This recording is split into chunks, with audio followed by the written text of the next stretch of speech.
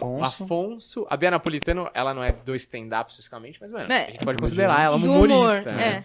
Cara, muito louco, né? Porque eu acho que o comediante tem um negócio diferente mesmo, né? Sim, sim.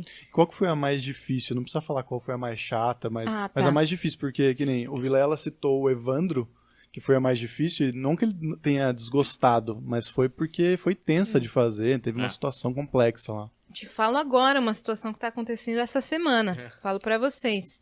Essa semana foi o Paulo Bilinski, lá no Vênus. O Paulo é um delegado de polícia.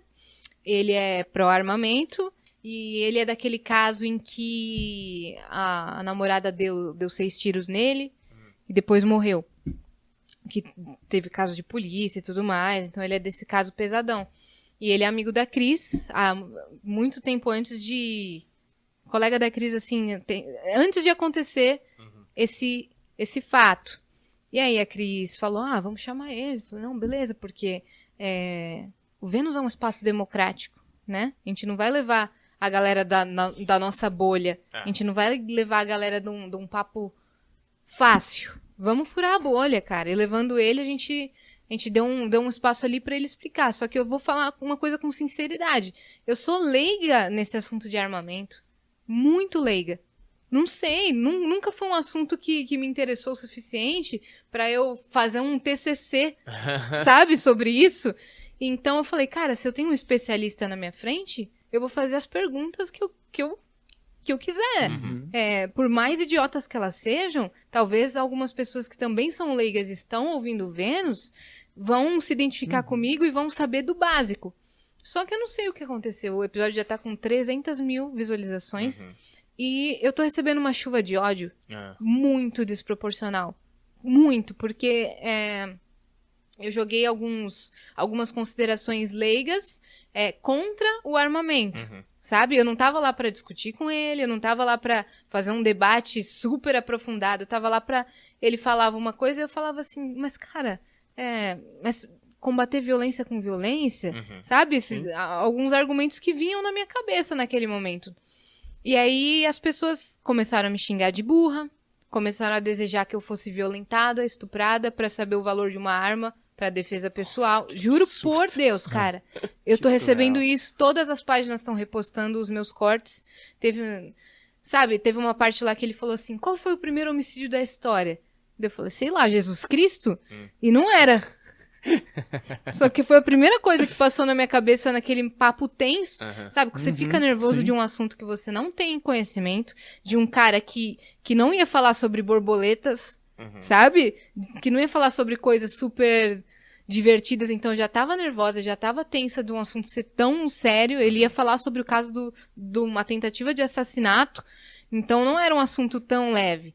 Então, eu já estava nervosa por conta disso. Aí, eu não sabia direito expressar os meus argumentos, porque eu não tenho essa base sobre esse assunto determinado. Então, não quer dizer que eu sou burra, quer dizer que sobre aquele assunto eu não sou tão informada o suficiente. Então, eu joguei o jogo cara, vou no basicão, leiguice, né? Cara, perguntar as coisas que vinham na minha cabeça. E eu tô recebendo um ódio tão desproporcional de ameaça de estupro, para que eu dê valor de ter uma arma comigo. Todas as redes sociais estão postando esses cortes e me chamando de burra, de pior host do Brasil, de ignorante, de lesada. Estão depreciando o meu trabalho, assim, totalmente por conta de um corte de 5 minutos, sabe? A gente já fez 36 Vênus. A pessoa assistiu aquele episódio de um assunto que eu não tinha tanto conhecimento, de um assunto que eu joguei na leiguice, e estão me atacando. Eu acho isso totalmente... Eu acho um absurdo. Eu acho muito triste. Eu chorei pra caramba. Não adianta dizer assim, mas não liga pra isso não. Segue em frente e não dê bola pra isso. Beleza, se fossem 10 comentáriozinhos pontuais sobre me zoando, eu não ia ligar. Mas receber ameaça no direct, milhares de comentários. Não são 10, são milhares contra mim. Eu achei muito pesado. Então eu chorei porque eu não quero ficar taxada de ignorante, de burra, por conta de um cortezinho onde eu não sabia sobre o assunto e fiz considerações básicas sobre um assunto que eu não conhecia. Então essa semana me pegou pra caramba, eu tô estressada num nível assim que eu não sei te dizer, mas o que eu posso falar pra vocês é que As pessoas estão acessando o episódio por conta disso ou não. Estão acessando pra caramba, já tá com 300 mil acessos. A gente vai ganhar grana pra caramba dessa situação. Sim. Exato. Muito, então muito obrigada a você que tá acessando só pra destilar ódio em mim. Da próxima vez, manda Flowcoins, que aí eu leio ao vivo lá na plataforma. Então tem esse lado também, que essa defasagem aí tá me trazendo frutos, bons frutos. Então deve ser complicado aí pra pessoa que me achou burra ver uma pessoa tão burra ganhando tanto dinheiro com burrice. Então, tamo junto. Não existe publicidade ruim, Exato. não é? Mas eu acho que, assim, acho bizarro que, assim, a galera não entende que não existe obrigação nenhuma do apresentador de podcast ser um especialista em todos os temas que aparecerem. Exato. Entende? E eu acho que é muito importante que você faça as perguntas básicas, porque a maioria das pessoas, elas não são especialistas no assunto. Vocês fazem um negócio para uma grande massa, primeiro, e são temas muito variados que vocês abordam. Então, de uma maneira geral, é importante que alguém saiba um pouco mais. Nesse caso, acho que a Cris tinha um pouco mais de conhecimento. Total. E tava fazendo as perguntas um pouco mais contundentes, e você faça o papel da população média. Exato. E outra coisa, a função dele lá, né, sendo entrevistado, é explicar. E você tem todo o direito de não saber Exato. e fazer qualquer pergunta que você quiser, sabe? Sim. Eu sinto que, na real, a galera ela só quer odiar. Tipo, é isso, você não pode discordar de nenhuma maneira. A gente teve aqui o Mastral na semana passada, eu perguntei se ateu vai pro céu, e aí o Mastral tipo, deu uma puta resposta bonita, falando, olha, se você fizer o bem durante sua vida, e você pode se reconciliar com Deus antes ou depois da sua morte, mas, tipo assim, não é, a questão não é a igreja, a questão é você fazer o bem. A gente tá recebendo um monte de comentário xingando ele e eu, assim, tipo, que absurdo. Você não pode falar que o ateu vai pro céu. Quer dizer, o cara tem tanto ódio do outro. cara. Não, mas nesse caso eu acho mais absurdo que o cara fala assim, não tem essa de aceitar depois, não. É só. Como você sabe? Como você sabe? Você é o dono, do guardião do portão de No Deus? meu caso, por que Caim e Abel foi o primeiro homicídio? Que você tava lá? Você sabe se isso aí é verdade? Pois é. E deixa eu contar um negócio aqui. Não foi.